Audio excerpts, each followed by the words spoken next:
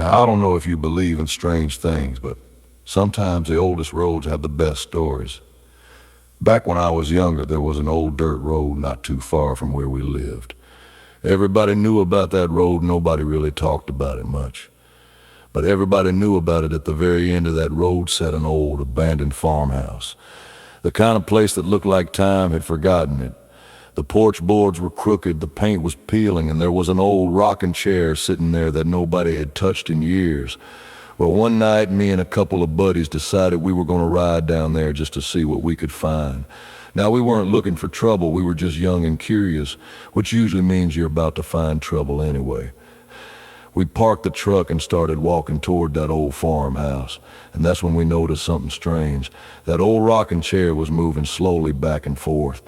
Now, there wasn't any wind, not a leaf moving, nothing. Just that chair rocking like somebody was sitting in it. My buddy looked at me and said, "Well, that's interesting."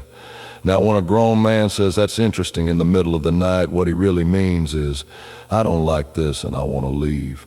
We stood there for a minute trying to figure out what was going on. Then suddenly, the porch light came on. Now remember, that house hadn't had electricity in years. We didn't say a word, we just looked at each other.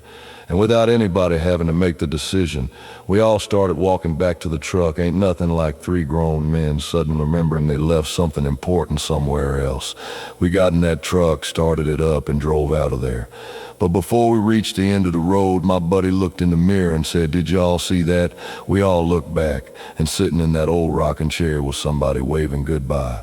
Now, I don't know who it was, I don't know what happened that night, but I do know one thing. None of us ever volunteered to visit that old farmhouse again. And that's the truth, or at least that's the way I remember it. Lordy mercy.